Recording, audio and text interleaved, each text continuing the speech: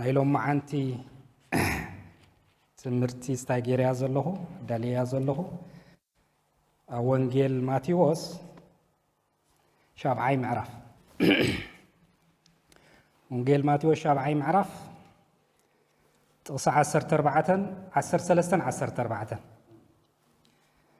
እታ ናብ ጥፍኣት እትወስድ ደገ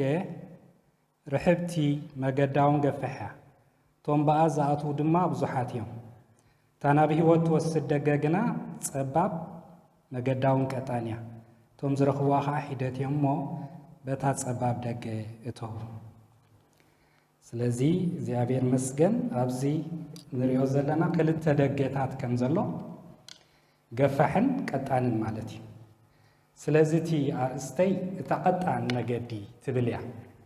እታ ቀጣን መገዲ ወይ እታ ፀባብ መገዲ ሕጂ ጎይታ ከምኡ ኢሉ እታ ቀጣን መገዲ እታ ናይ ክርስቲያናት መገዲ ማለት እዩ ኣብዚ ዓለም እዚኣ ክንመላለስ ከለና ንሕና ብጎይታ ምስ ደሓና ካብዚ ዓለም እዚኣ ኣይኮንናን ንሕና ንሰማይ ንኸይድ ሰባት ኢና እግዚአብሔር ዝተመስገነ ይኹን ስለዚ ኣብዚ ክንሪኦ ከለና ክልተ መገዲ ንርኢ ኩሉ ግዜ ክልተ መገዲ ኣሎ ኣብ ዝኾነ ክትሪኦ ከለኻ ፅቡቕ ክፉእ ፀልማት ብርሃን ከምዚ እናበለ ክልተ መገዲ እዩ ዘሎ ካብ ክልተ መገዲ ወፃኢ የለን ሰለስተ መገዲ ዝበሃል የለን ሰለስተ መገዲ ማለት ሕጂ ከምዚ ሰባት ዝብልዎ ማለት እዩ ኣነ እኮ ኣብቲ የለኹን ኣብቲ ንርእሰይ ኣነ ባዕለይ ኣዋዲኣ ይብሉ እዮም ሰባት እዚ ግን ኢሉ ኢሉ ናብቲ ሓደ መገዲ ማለት እዩ ናብቲ ገፊሕ መገዲ ስለዚ ክልተ መገዲ እዩ ዘሎ ሰብ ካብዚ ክልተ መገዲ ኣብ ሓደ እዩ ኣሎ ኣብ ልዕሊ ኩሉ ግና እቲ ዝዓበየ ነገር ክልተ ዋላ ክልተ መገዲ ይሃሉ እምበር ኣብ ልዕሊ ኩሉ መን ኢለኣላዊ እግዚኣብሔር ኣምላኽና እዩ ኣብ ልዕሊ ኩሉ መላኺ ጎይታ እዩ እግዚኣብሔር ንኩሉ ዝቋፃፀር ኣምላኽ እዩ ዋላ እንታይ ኢሉ ኣነ እግዚኣብሔር ብርሃን ገብር ፅቡቕ ኣላ ዲያ ብርሃን ገብር ፀልማት ከዓ ገብር ድሓን ገብር መዓት ከዓ ገብር ካብ እግዚኣብሔር ቁፅፅር ወፃኢ የለን ግና ክልተ ነገር እቲ ሰብ ብሰንኪ ፀላእ ዝገበሮን ኣዳም ምስ ወደቐን ግን ክልተ መገዲ ኮይኑ ማለት እዩ ስለዚ እታ ቀጣን መገዲ ሎሙን ኣይተለወጠትን ከም ቀደማ እያ ዘላ ማለት ሕጂ በዚ ግዜ እዚ ክንሪኦ ከለና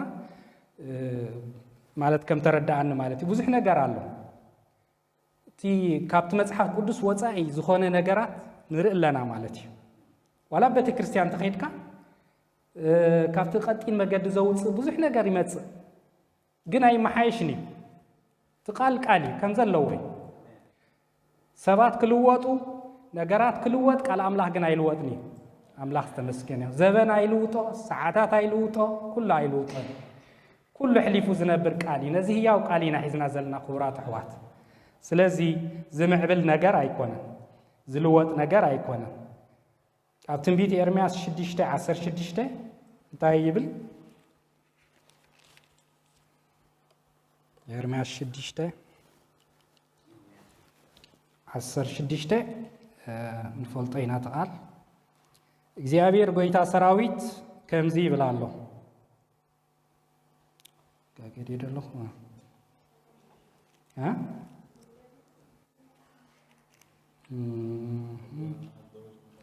ትብልዋ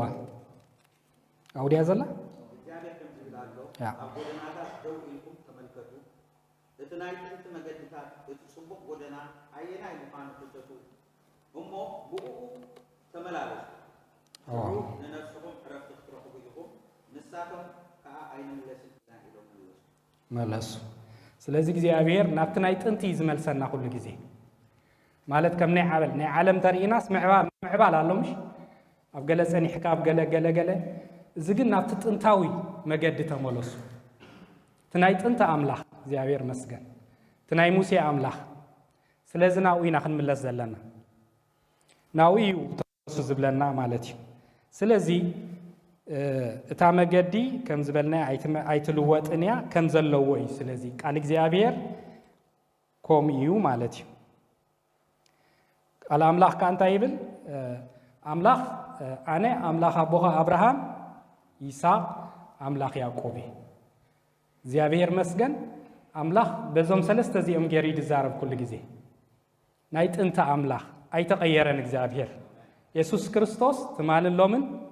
نزل عالم النسي أي لوتني خبرنا أملاخ تتمال زنبرة قويتا حجون قويتا كم أي تابع هواريا زعايا قويتا أبانا أنكمي أبانا تعرض دا ويدما زلنا يجزي تزي كوينو قويتا أي لوتني سماين مدرن كحلف علي أي حلفني يلوك زابير مس كل حلفي قال أملاح جن أي حلفني كبرنا أملاح يكون سلزي حلف قال سلزي كم جزء يكون كيد علنا سبات كهادمونا جلن دابلك الله إذا حجي أبو زحبوتا بيت كريستيان حجي اكستاي كوين زولو نجاري بكا على تاو نجار كوين زولو أب كل عالم كريو خلنا كمي غير كسبات استاي تجبر السوق حراي سبات كتبل صبغ يجن بتحكي اجيت الراداد اي ترديهم نتكونوا تحساب تزاروا زلهم غويتا جن كم قالي تا قال نسافتي سب مص اي فتوان كاناتو مرجاي مالتي نتسب جن حق نغرو لنا يوزل العالم كنغرو لنا سلازي نحق عدقامو تاي تكبر رايلو اي تشتا حق اي تشيطنيا سلازي جن نحنا نحق حيزنا دو كنبل يقبعنا سلازي نزو ولدو زخن كسبو كم زخن غبر لنا نزو ولدو زخن كسب كم زخن كون لنا زبها النجرات زيتات بغال املاح يدغم كاب قال املاح وصا جن اي كوني كاب حق تزنبيلنا جن كنكسبو اي نخلنينا نزولدو مالتي تحق انت نغيرنا يا جنا تحق انت تغبر يا بعلا حرا كتوصاكم يا زيابير مسكن سلاز وانجيل بخن زخستا يكونن بقبطروت ايكونن مالت بقبطروت قبل كلخو باي بمحبال كنز بمغبار كال بمغبار ايكو حق زياته هيوت مجدي بزي اصعب زياته قال زيابير مسكن نالباش دي اغالالص اي قروفستاي كوين خون جن زهبا زلو حفشاو حساب ترديكم وقتكم سلازي كم تقال እግዚአብሔር ድብሎ እሲ ማለት ወንጌል ማቴዎስ 16 ኮሚ ዝብለና ኣብ 16 ካብ 24 ክሳብ 26 ዘሎ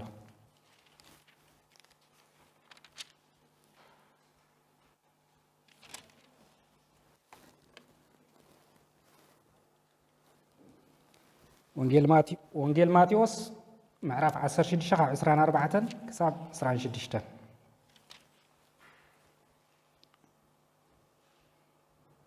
ኢየሱስ ንደቀ መዛሙርቱ በሎም ንህይወቱ ከድሕና ዝደሊ ከጥፋዩ ትንህይወቱ ምእንታይ ዘጥፋ ግና ከረኽባዩ እሞ ስዕበን ዝፈቱ እንተሎ ህይወቱ ቀቢጹ መስቀሉ ዓልዒሉ ይስዓበኒ ንሰብ ከኩሉ ዓለም ረቢሒ ነፍሱ እንታጥፈ እንታይ ይጠቕሞ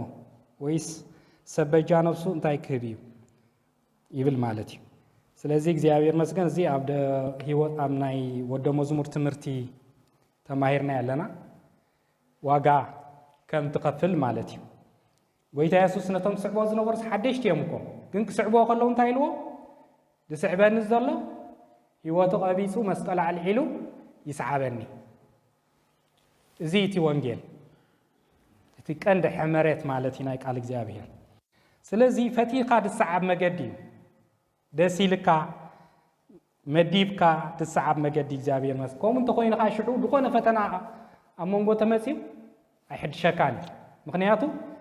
መስቀል ከም ደሎ ፈሊጥካ ኣለኻ ንብዙሓት ሰባት ኣብ ቤት ኣምላኽ ብክስታይ ይመፁ ምሽ ኣጆኻ ሓጎስ ኣሎ ምዝናይ ኣሎ ካልእ ኢልካ ተምፅኦም ድሕሪኡ ፈተና ምስ ኮነ ከምዚ ዲ ክርስትና ኢሎም ንድሕሪት ከብሉ ይኽእሉ እዮም ግን እቲ ሓቂ መስቀል ኣሎ ስለ ክርስቶስ ክትፅረፍ ኢኻ ግን ህይወት ኣለካ ዝዓበየ ህይወት እዩ ናይ ዘለኣለም ክብሪ ኣብዚ ምድሪ እዚ ግን ብዝተፈላለየ ንሓልፍ ኢና ግን እግዚአብሔር መስቀል ምስ ጎይታ ኮይና ንኩሉ ክንስዕር ንኽእል ኢና ማለት እዩ ስለዚህ ንሰባት እንታይ ኢልና ኢና ንምስክረሎም ናይ ዘለዓለም ህይወት ክረክብ ሰቢና ንምስክረሎም ብዛዕባ ዘለዓለም ህይወት እዚታት እዩ ማለት ሕራይ ኣብ ቤተ ኣምላኽ መጺኻ ሓጎስ ኣሎ ኣብ ቤተ እግዚአብሔር ንኺድ ምስ በሉኒ ተሓጎስ ክይብል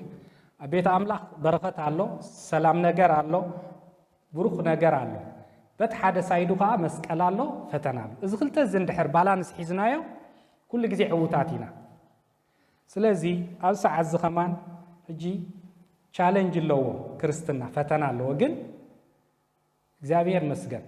ኣብተ ዘለኻዮ ደው ትብል ተዓጊስካ ሓደ ግዜ ክብድብድ ዝብለካ ነገር ኣሎ ባዶነት ዝመስለካ ነገር ኣሎ ብዙሕ ነገር ኣሎ ዝተፈላለዩ ነገር መፀካ ግን ምስ ጎይታ ኮንካ ኩሉ ቀሊል እምበር ቃል ኣምላኽ እኮ ንሰብ ኣብ ምድሪ ምንባር ስንታይ ኢልዎ ሰልፊ ኩሉ ሰብ ፈተና እዩ ኣብዚ ምድሪ ዝተፈላለዩ ፈተናታት ንገለ ከምቲ ግን ብዝተፈላለየ ፈተና ይድሓልፍ ወዲ ሰብ ኣብዚ ምድሪ ስለዚ ቃል ኣምላኽ ከምኡ እዩ ዝብል ንደቂ እስራኤል እንታይ ኢልዎም ንደቅኻ ሕገይ መሃሮም ናብቲ ሕገይ ከኣቱ እዩ ዝብል እምበር ኣማሓይሽ ገለ ዝብል የለን እንታይ ከም ዝገበርኩልኩም ወይ በየን ከም ዝኾኑ ሕገይ መሃሮም ኢሉ እንታይ ማለት እዩ ሕጂ እቲ ቃል እግዚኣብሔር ከም ዘይልወጥ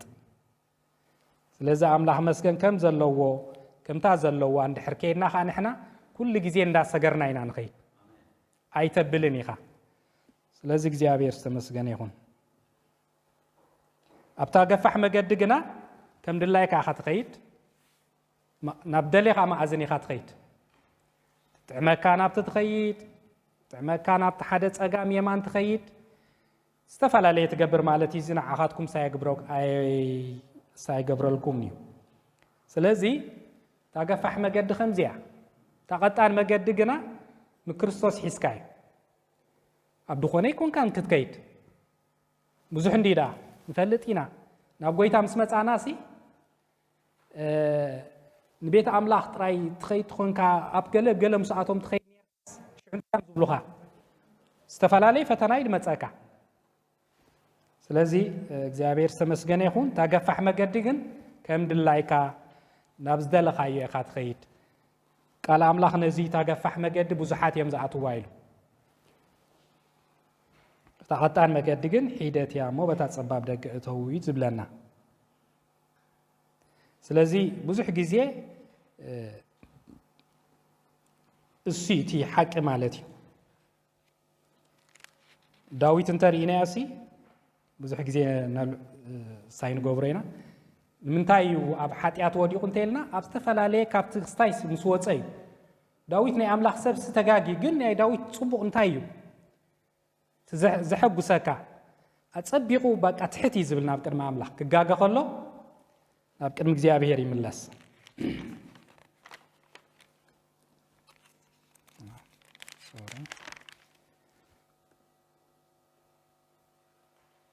ካልእ እውን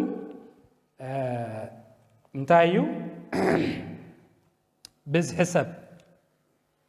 ኣብ ገለገለ እዋን እንታይ ትኸውን ኢኻ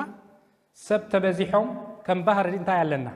በዓል ከለ ከለዉ በዓል ከሊት ኣለዋ ሽዑ ሰብ ተበዚሑ ምስ ሰብ ሙቕ ምስ በለ ግን ምስ ናይ ኣምላኽ መገዲ ክንሪኦ ከለና ምስ ሰብ ተተሓሓዘ ኣይኮነን ሓንትስ ኣምላኽ ጥራይ ንልብኻ ይዛረብ ሓንትስ እግዚኣብሔር ጥራይ ንልብኻ ይርታዕ እምበር እከሊት ከይዳ እከለ ከይዱ ኣይኮነን ልግፅ እዩ ሕዋት ክፍለዩኻ ፅቡቕ ድዩ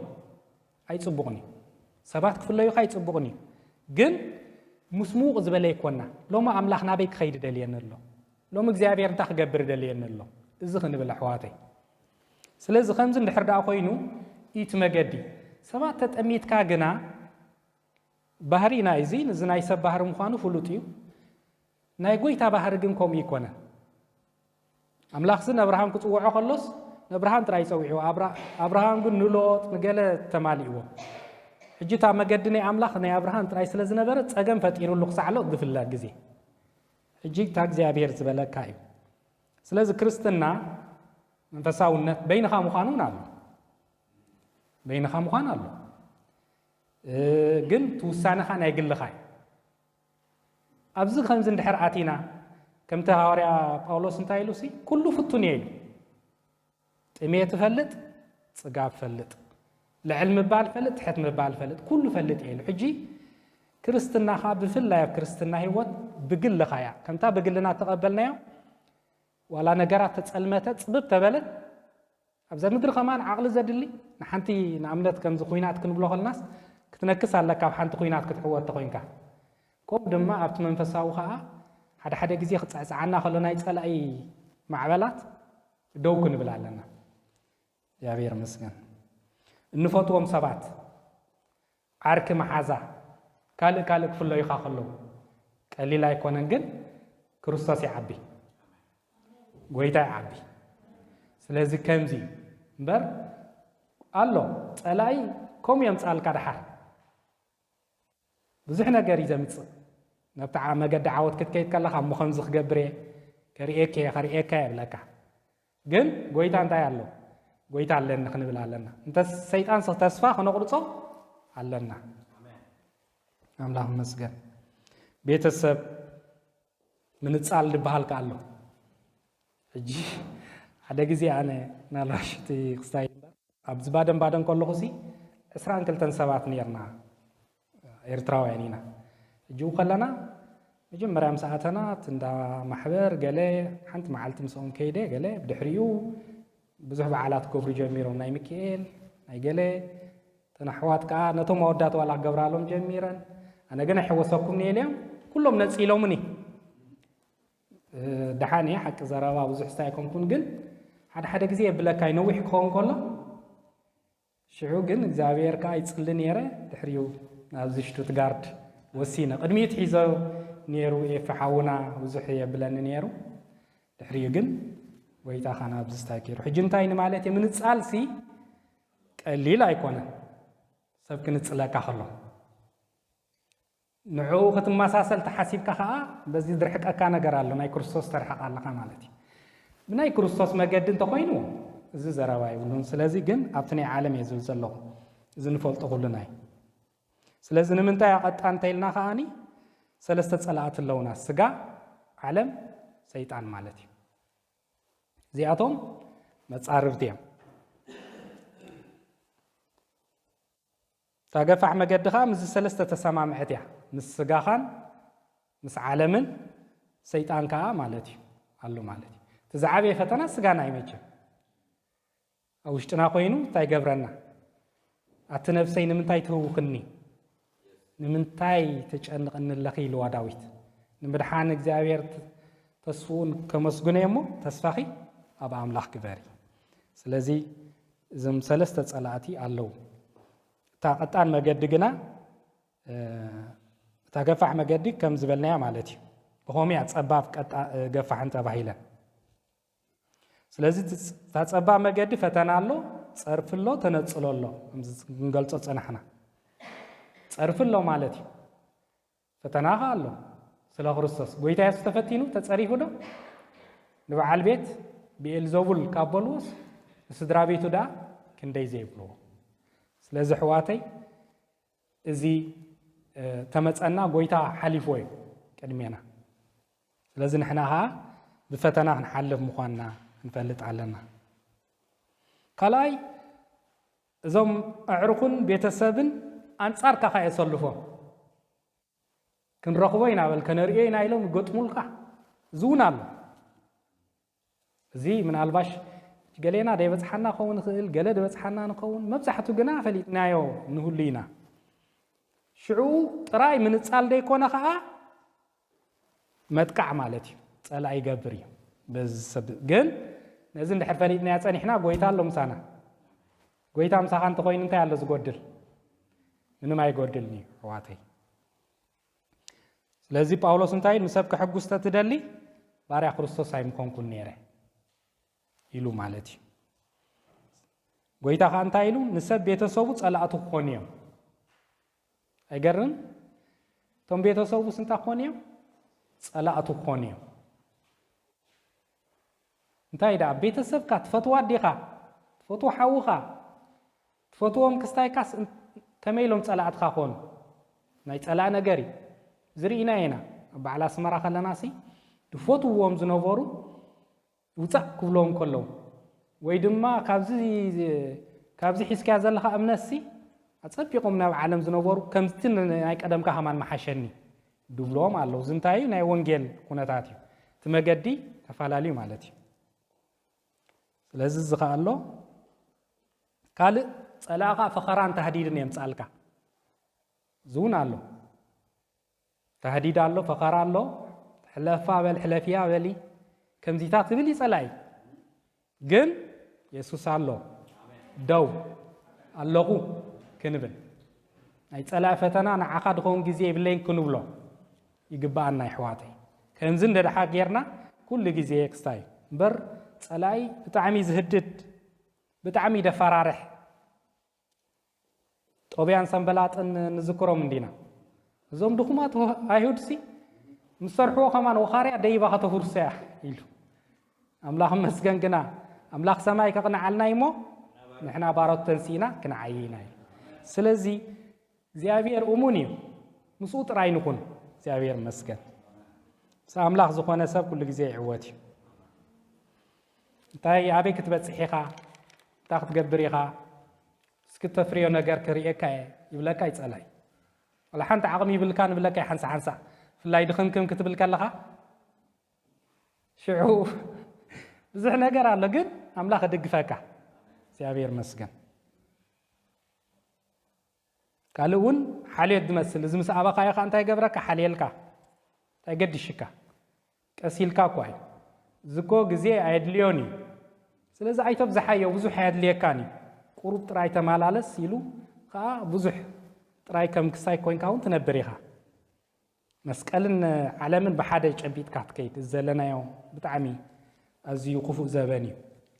ክትፈልየሉ ዘይትኽእል ሓጢኣትን ፅድቅን ስደይ ትፈልየሉ ይኸውን ማለት ኣባና ጥራይ ኮንኩን ዝብል ዘለኹ ኣብ ሓፈሻ ክንርኢ ከለኹ እየ ድብል ዘለኹ ፈርዖን እንታይ ዲልዎ እግዚኣብሔር ክንስውእ እሲ ንህዝበይ ከገልግለኒ ሕደጎ ምስ በሎ ብዙሕ ተኣምራት ገይሩሉ ድሓር እንታይ ኢሎ ኣይተርሕቁ ድሓን ተገዲሽኩም ኣብዚ እንደሰውእሉ ንእግዚኣብሔር ኢልዎ ናይን ኢልዎ ሙሴ ንሕና ንስውኦ ርክሰት ግብፃውያን እሞ መገዲ 3 መዓልቲ ኸይድና ኢና ንስውእ ኢሉ እግዚኣብሔር መስገን ብትብዓትኮም ኢሉ ስለዚ ኣምላኽ ኣየብሎን ምስ ግብፂ ተሓዋዊስና ስለዚ እቲ ዘድልየና ድኻምና ምእማን እዩ እምበር ከነመሓይሾ ኣይንጋደልን ኢና ልክዕ እዩ ቃል ኣምላኽ እዚ እዩ ኣነ ዋላ ደኺመ ሃሉ እምበር ቃል ኣምላኽ ግን ከምዚ እዩ እሳይ እኳ እዚኣ ንድሕር ተኣሚንካ ሓደ መዓልቲ እግዚኣብሔር ከልዕለካ እዩ ባዕለይ ከም መሓይሾ እንተፈቲነ ግን እዚ ክስታይ እዩ ማለት እዩ ከምቲ ዓንተ ወይ ድበልናዮ ማለት እዩ ስለዚ እዚ ኣለዎ ማለት እዩ ካልእ በቲ ናይ ምድሪ ሓልዮትካ ኣፈራርሃካ ሓልዮት ናይ ምድሪ ኸ ኣሎ ብፍላይ ኣብ ዘለናዮ ዘበን ግዜ የብልካን ገንዘብ ሓልፈካ ኣሎ ነጋዳይ ትኾንካ ገለ ኸውን ኣሎ ግዜ ደይትህቦ ንኣምላኽ ጥራይ ናብቲ ቢዝነስ ከምኡ ዝኾኑ ፅውዖኦም ወይ ድማ ናብ ጎይታ እምነቶም ዝጠለሙ ሰባት ኣለዉ ብሰንኪ ገንዘብ ሕጂ እንታይ እየ ድብል ዘለኹ እዚ እውን ፀላኢ ዘምፆ እዩ ማለት እዩ ጭራስ በቃን ሳይ ትኸውን ብዙሕ ግዜ ሰብ ኣብ ገለ ኣብቲ ድኽነቱ ምስ ፈለጦ ንኣብነት ዋላት ሰምዒኹም ብክስታይ ኣብ በዓል ኣፍሪቃ ኣብ በዓል ሱዳን ነይሩ ናብዚ ምስ መፀ ገለ ሰብ ተደናገረ ሰብ ኣሎ ገለገለ ገለ ከዓ ኣምላኽ ዝረድኦ ሰብካ ኣሎ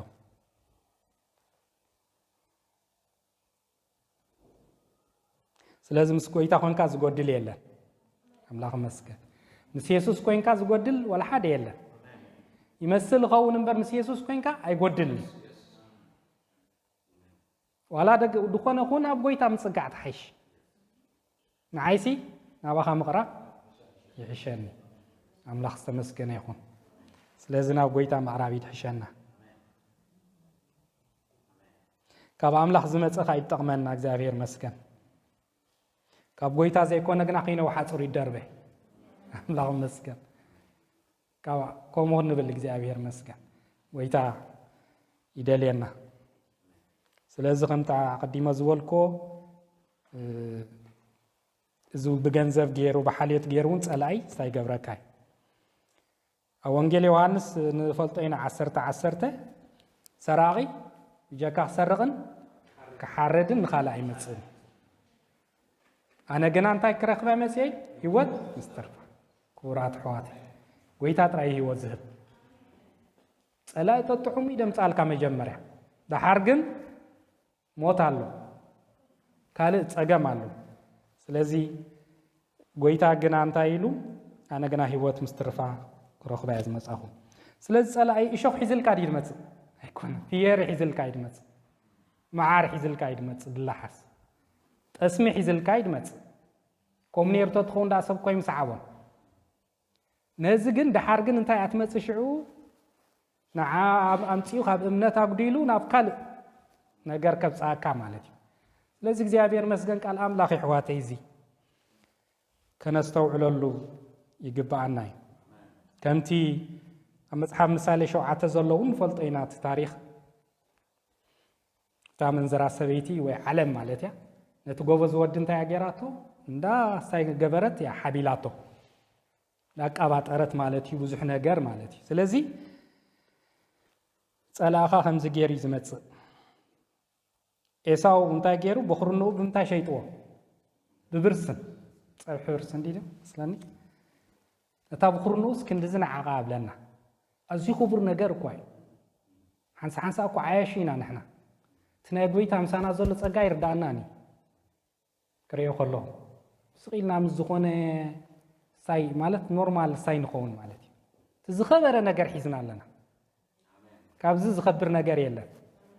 مس أملاح كامو كان دعب نجار يلا نحواتي مسباقنا يكون مقلقالنا يكون منبارنا أزي أخذ زارب غيلي أنا جن تاتبلس كنت تنور كلها قس يخن معاد علنا إن حدنا هياباتنا زي أبير مسكن سلازي نتايلو مصحف مثالي كاب صبح بعراي مسلسي صح حملي مسفقري الله مسكن دس يولاكا فقر زلو كريستوس زلو هو زلو نحي وحد حيش كاو هافتيم كا معات ستاي كوين كا لكيو እግዚአብሔር ንባረኺ እግዚአብሔር በረኸትኩም ጽቡቕ እዚ ጻሕለ ሓምለ ምስ ፍቕሪ ሓይሽ ካልእ ጸላእ ዝጥቀመሎም ህቡባትን ጸለውትን ሰባት ኣብዚ ዓለምና ንፈልጦ ኢና ህቡባት ኣለዉ ዝበሃሉ ደረፍቲ ድዮም عونا موسى سمع الله كالو سواد يوم بقوم يتكلم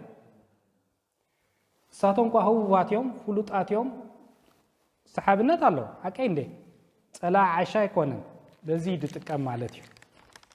أملاك مسجن قلنا عنا زين تكلم قن قويتا مريضنا نتوم قستايك حب فريلوس نعيشنا زي عالم زي حاري قويتا ستوم تحطات كنبر مريضو كبرنا أملاك يكون سلازي بزوم هبوات سبات نعلم يقاصاصرا بزي يقاصاصر مالتي استفالالي نغرات انترينا ز عالمنا اسمات الله هفتامات الله بعل بيل جيتس كالوت نالباش مثالي مصيه استفالالي نغر وحدات سبات كلوس مولو يقاصاصرو حجي تمس املاح كوينكا ايتفت من يخا مالت ايكون كنزل زلو تني عملهم كل جزء تصبقي تهافت تخونه كمان نصدقي دسناي تصبقات يخا ترد على كم زمان حجزت زلوا سلازي إذا عزيز ترى عقل كلتيفو أبسبع السرت يخا زلنا يا زبن ترى عقل نجاري كلتيفو خا أوتوماتيكي السرت أبسبع كتفلتو خا يدخلني خا ويتعب منفس تزي جليس الكا سلازي نحنا دق قويتا نزمان فزخ نقاوم ولنا الشيم يسوس كنبلو لنا كنقاوم ولنا كنقبول يبلنا سلطان علنا تواهيبنا سلطان تمفتح مساناي يا وير مسكن ثمنن عنكر بيدن كل حيل سال اخترق سنتا هيبكم الله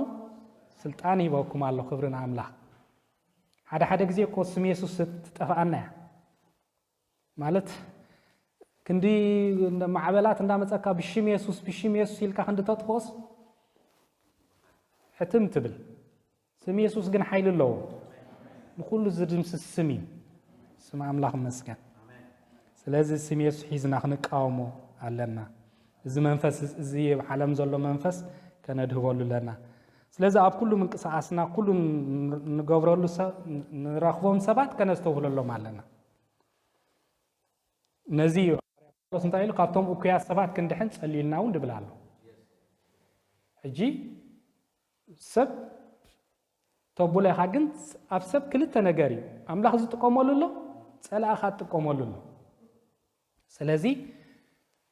قابتهم وكيا سبات كندحن تصليلنا يلو كل ነገር املاح توكيل كاي እግዚአብሔር ተመስገን ይሁን ስለዚህ በመንፈስ እንትና ጎይታ ክፈቶ ስለዚህ ካልጥ ዓለም ያ ማለት እዩ ዛ መጨረሻ እንከይዳለና ዓለም ካፈታዊት ክርስቲያን አይኮነት ከም ትድበልናያ ምስ ዓለም ፈታዊት ክርስቲያን አይኮን አንጻር ክርስቲያን ያ ከም ትጎይታ ዝበሎ ማለት እዩ ወንጌል ዮሐንስ ምዕራፍ 15 ከነንበ ሓንቲ ወንጌል ዮሐንስ 15:19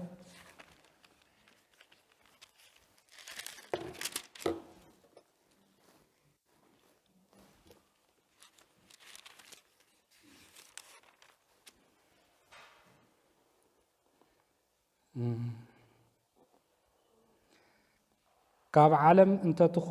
انت تخونس عالم نتناتا زخونة فتوى امو مفتوتكم نيرا انا داعي كاب عالم زحريقكم منبر كاب عالم ايكونكم سلازا عالم تسألكم يا نتباريا خاغويتو اعبنيو الى نغركم قال ذكروا ناي سغيغم ننت خوينوم ناخاتكم كسغوكم يم قالي حاليم تقوينوم كا قالكم كحلويم ግና خنت ዝላኸና አይፈልጥዎን ይሞ ስለ ስመይ ስለ እዚ ኩሉ ክገብሩኩም እዮም ስለዚ እዚ ሕዋተይ ስለዚ ፈተና አለና ማለት እዩ ስለዚ ኣብ ዓለም ፈታዊት ናይ ጎይታ ይኮነት ንዓናኻ ኣይትፈትዎና ነ ኣብዚ ከለና ግን ንሕና ብስልጣን ኢና ንነብር ስም ኢየሱስ አሎ ምሳና ቃል አምላክ አሎ حوات كالو يا بير سمسجن يوم سلازي بزخن برتع برتعنا خانة عالم زي سعرنا هنا نبغيت أنا بتصح كبرنا أملاح تدي سعر يدب المشكلة أملاح كورسي أبراهيم يوحنس تدي سعر كن سعر حيله منا أملاح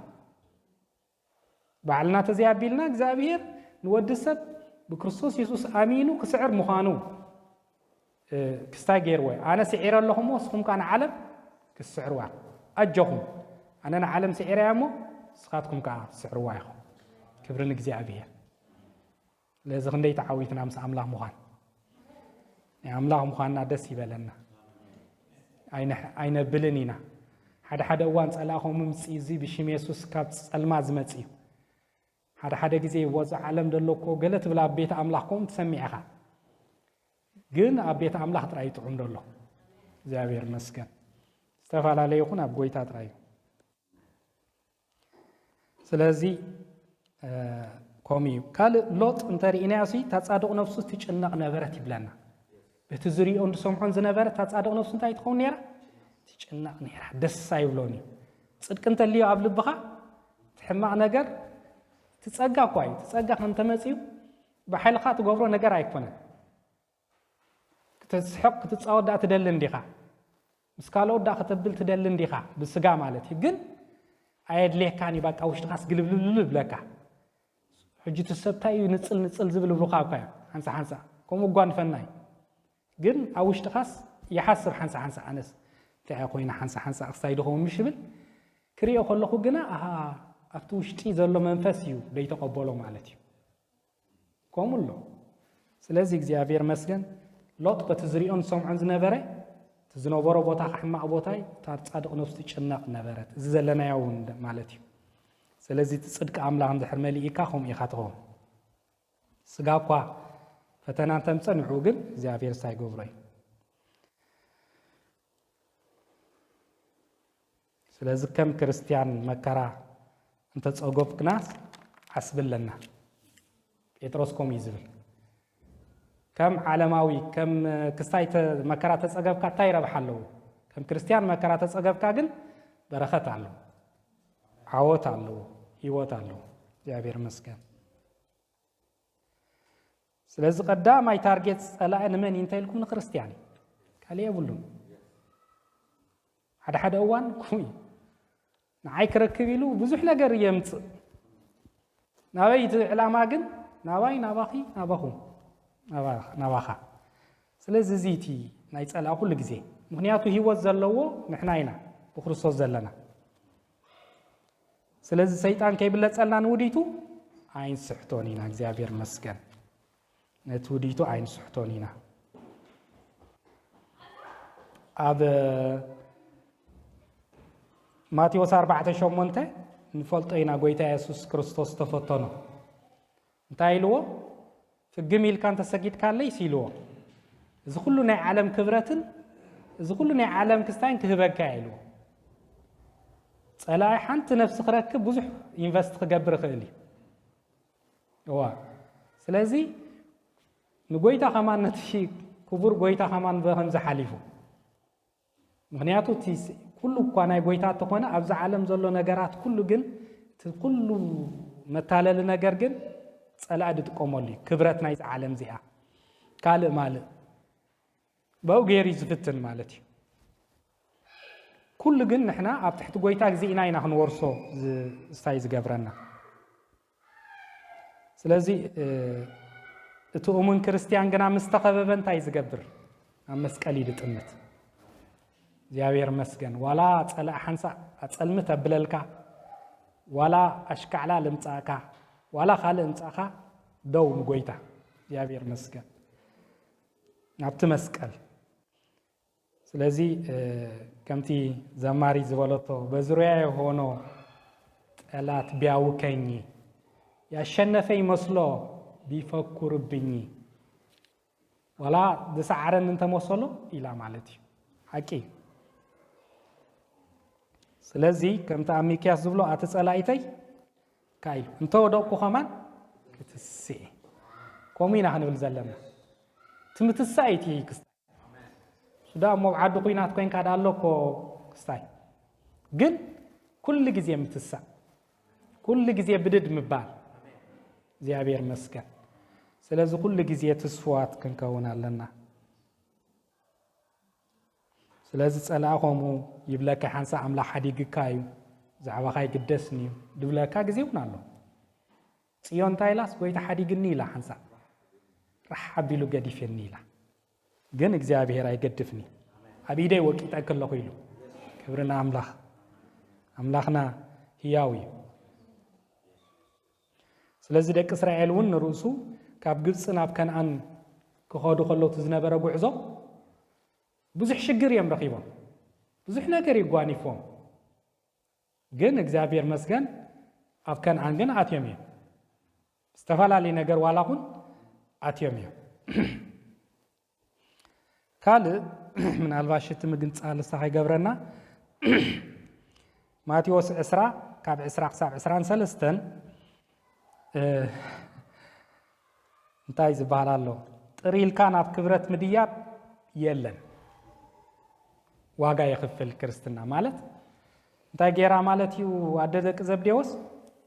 እዞም ደቀይስ ሓደ ብየማንካ ሓደ ብፀጋምካ ኣብታ መንግስቲ ኻይሉ ጎይታ ግን ኢልዋ መስቀል ከም ደሎ ፈተና ከም ደሎ ቅድም መጀመርያ በቲ ናይ ክስታኪ ሓለፍካ ስቂልካ ቆራጭ የለን ኣብ መገዲ ኣምላኽ መስገን ንጎይታ ኢልና ዘጥፋናዮ ኩሉ ክሕሰና ኣሕዋተይ ንጎይታ ኢልና ዘጥፋናዮ ኣብ ህይወትና ርኢና ኢና ንጎይታ ኢልካ ዝሰዋእካዮ ኩሉ እግዚአብሔር ምናልባሽ ግዜ ይወስድ ይኸውን እግዚአብሔር ግን ህያው ኣምላኽ እዩ ስለዚ ጎይታ ህያው እዩ ስለዚ ኣቋራጭ የለን ኣብ ክርስትና ስለዚ ኣቋራጭ ጌራሲ በቃ እዚኦም ክኸብሩ ኢላ ክስታይ ጌራ ጎይታ ግን ኢሉ ኣይከውን ኢሉ ድሓርቶም ሃዋርያት ከዓ ተናዲዶም እዩ ዝብለና ሶም ካ ቁሩብ ክሳይ ስለ ዝነበሩ ኣብቲ ዕብየት ናይ መንፈስ ቅዱስ ስለዚ ኣተው ዝነበሩ ብጣዕሚ እዮም ሳይ ኮይኖም ስለዚ ምስ ተሰራሕካ ምስ ተለወጥካ እግዚኣብሔር ሽዑ እዩ ሳይ ዝገብረካ ምክንያቱ ኣምላኽ ኩሉ ይፈልጥ ይባዕሉ ኣበይ ከም ትቕመጥ እንታይ ከም ትገብር ብምንታይ ከም ተብሎ እግዚኣብሔር ይባዕሉ ዘቐምጥ ኣምላኽ ዝተመስገነ ይኹን ግን ክስራሕ ደልየካ እግዚኣብሔር ሰሪሑ ክስታይ ገይሩ ለዊጡ ኣብ ክብሪ ከምፃካ ይደሊ ስለዚ ከምኡን ሙሴ እንተርኢናስ ወዲ ጓል ግብፂ ካብ ምባል ንጉስ ካብ ምዃን ስንታይ መሪፁ ነቲ ፀርፊ ክርስቶስ ንጉስ እኮ ናብኡ ነይሩ ማለት እዩ ከቢሩ ተሓቢሉ ሰቦ ቀሊል ኣይኮነን ንጉስ ምዃንሲ ንጉስ ምዃን ኣይኮነን ኣብ ዘለናዮ ካልእ ከማን ብዙሕ ነገር ግን ነቲ ዓስቢ ጠሚቱ ብክርስቶስ ዝርከብ እግዚኣብሔር መስገን ስለዚ ንሕና ከዓ እዚ ትናህና ውሳኔ ስለዚ እቲ ጽድቂ ኣምላኽ ኣብ ልብና እንተሎ ነቲ ናይ ዓለም ንዕቆ ኢና ከም ሙሴ ካልእ እንተርኢና ሲድራቅ ሚሳቅ ዓብዴነጎ ኣብ ትንቢት ዳንኤል ምዕራፍ 3 ካብ 14 ክሳብ 18 ደሎ ሲድራቅን ሚሳቅን ዓብዴነጎስ እንታይ ኢልዎም ኩሉ ሰግደሉ ነይሩ ናቡከደነፆር መቸም ኣዝዩ ብርቱዕ ንጉስ ክንደይ ሃገራት ዝገዝእ ዝነበረ እዩ እንዳሰገዱ ከለዉ እሶም ከዓ ስገድሉ ተባሂሎም ንሕና ነዚ ቆምከያ ምስሊ ኣይንሰግድኒ ኢና ኢሎም እሞ እንተዘይሰገድኩም ከዓ ኣብ ዝሓውያ ዝሓዊ ክትኣትዉ ኢኹም ኢልዎም ቀሊል ኣይነበረን እሶም ግን ንኣምላኾም ዝጨኮኑ ስለ ዝነበሩ ዋላ እኳ እዚ ተኾነ ዋላ ኣብ ዝተደርበኻና ኣምላኽ ካብኡ ከድሕነና ክእል እዩ ተዘይድሕነና ከዓ ንሕና ነቲ ኣማልኽቲ ከዓ ኣይንሰግዶን ኢና እግዚኣብሔር መስገን ዓብ ትብዓት እዩ ናይዚኦም ሞ ስለዚ እቲ ፈተናታት ልክዕ ዓቕሚ ኣሎ ግን በተን ነናእሽቲ ዋላ ዝመፃና ፅኑዓት ክንከውን እዚ ተጌርና በረኸትና ክበዝሕ እዩ እግዚአብሔር መስገን ስለዚ ይብል ብምኽሪ ረሲኣን ዘይመላለስ ኣብ መዝሙር ሓደ ኣብ መገዲ ሓጣን ካ ዘይቀውን ሰቡፅ ኢሉ ስለዚ ምኽሪ ናይ መን ነው ምንሰምዕ ምኽሪ ጎይታ ክኸውን ኣለዎ ብዙሕ ምኽሪ ኣሎ እዚ ምኽሪ ዝስካብ መን እዩ ፅቡቕ መስል ግን ፍቓድ ጎይታ ድዩ እዚ ኢልና ክንግምግም ኣለና ኣሕዋተይ ከምዚ እንድሕር ዳኣ ኮይኑ እግዚኣብሔር ከሕልፈና እዩ ስለዚ ብዙሕ ምኽሪ ኣሎ ዕናዊ ምኽሪ ኣሎ ሃናፂ ምኽሪ ኣሎ ፅቡቕ ምኽሪ ኣሎ ሕማቕ ምኽሪ ኣሎ ስለዚ ከምታ ቀዲመ ዝበልኩ ናይ ኩልና ዋላ ናይ ኩልና ፈተና ተፈላለየ ሓደ ኣይኮነን እቲ መንፈስ ሓደ እዩ ውህበት ግን በበይኒ ምሽብል እቲ ናህና ፈተናታት ካብ በበይኒ ንዓይ ዝኮን ፈነ ንሓፍተይ ከየብላ ክእል እዩ ንኻልእ ነናቱ እዩ ግን እንተበቲ ፈተናታት ኣሎ ማለት እዩ ስለዚ ንናይ ዓለም ዝጨከና ክንከውን ጎይታ ይሓግዘና ነዚ ክብል ከዓ ጎይታ እንታይ ኢሉ ሓንቲ ተገርመኒ ጥቕሲ ማዕረ ክንደይ ነቲ ናይ ዓለም ክንጭክን ከም ደለና ምእንቲ ከረዳእና ደሊስ ነቶም ንስጋ ዝቆትሉ ኣይትፍርህዎም ነቲ ምስ ቀተለስ ስጋን ነፍስን ክቀትል ዝኽእል ኣምላኽ ዳኣ ፍርህዎ ኢሉ እግዚኣብሔር ጥራይ ዘንብር እግዚኣብሔር ይደድሕን እግዚኣብሔር ከዓ ይኩሉ ዝህብ ኣምላኽ ከዓ ኩሉ ይርኤና ኣሎ በዚ ባይዘወይ ከምኡ ትማልድ እየ ማእስየስ ከምኡ እግዚኣብሔር እኮ ርኤኒ ኣሎ ዝብል ሓሳብ ስመፂኒ ዋላ ተተዝወፅዓኹም ተመሰለኩም ኣምላኽ ርኤኩም ኣሎ ጠፊይዎ ዲ እሞ ናትካ ነገር ኣይጠፍኦ እግዚኣብሔር ኣይጠፍኦን እዩ ናትክ ነገር ኣይጠፍኦን እግዚኣብሔር ኩሉ ኣሎ ስለዚ እግዚኣብሔር ህያው እዩ ኩሉ ይርኢ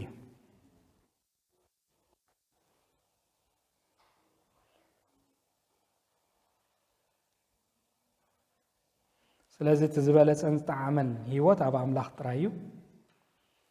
ብኣምላኽ ዝመፅእ ጥራይ በረኸትና ጥዑም ድኸውን ካብ ኣምላኽ ዝመፀና ጥራይ እዩ ንጥዕና ዝኾነና ንፈውሲ ዝኾነና እንታይ ኢሉ ዳዊት ካብ ኣብ ቤት ነገስታት ምዃንሲ ኣብ ቤት ኣምላኸይ ሓላዊ ደገ ምዃን ይሕሸኒ ስለዚህ ኣብ ቤት ኣምላኽ ሓላው ደገ ምዃን ሓይሽ ከም ትድበልናያ ማለት እዩ ዝተፈላለዩ ኮይኑ ምክንያቱም ምስ ኣምላኽ ስሎ ሰላም ኣሎ ጸጋ ኣሎ በረኸት ኣሎ ኩሉ ኣሎ እግዚአብሔር መስገን ስለዚህ ምስ ተፈተናኹም ከዓ መውጽእ ገይሩልኩም ኣሎ እግዚአብሔር መውጽእ ኣለዎ ሕዋተይ ስለዚህ ሸለልትነት ካባና ርሒቕና ኩሉ ግዜ ክንተግህ ብግልና እግዚአብሔር ይደልየና ትጉሃት ክንከውን ልብና ብጸጋ ክጸንዕ ሙዳይ ኸይደ ደለኹ ቃል ኣምላኽ እንታይ ዝብል ነቶም ዝኸዱሉ ዘይጠቐሞም ብብልዕ ዘይኮነስ ልብኹም ብጸጋ ተጸንሐ ጽቡቕ ኢሉ እግዚአብሔር መስገን ጸጋ ኣምላኽ ይልዕል ኩሉ ልክዕ ዘድልየና ያድልየና ግን ነቶም ዝኸዱሉ ኸማን ኣይጠቐሞምን ሒዝዎም ለኪሞም ይኸይዱ ንዑና ተማጣጠሩ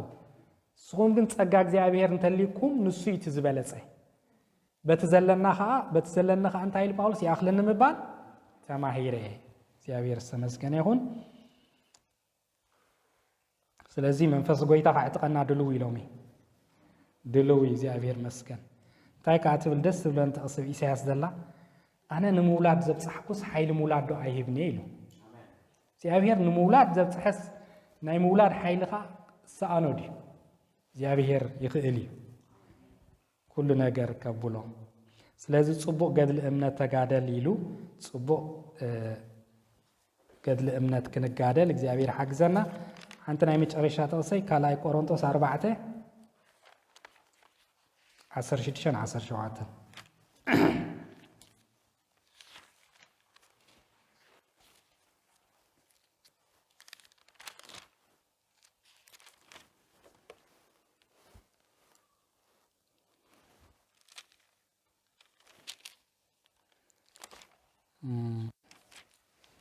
هراي عند الباس بي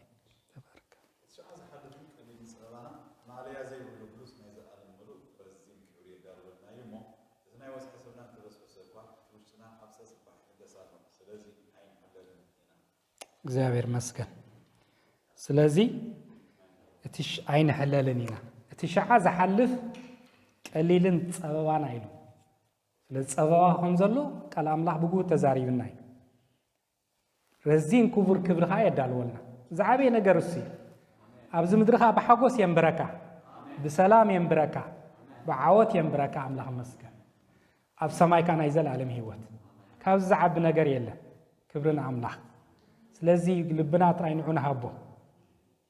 ጎይታ ይመስገን ጎይታ ባርኩም ኣብ ዝኣኽለኒ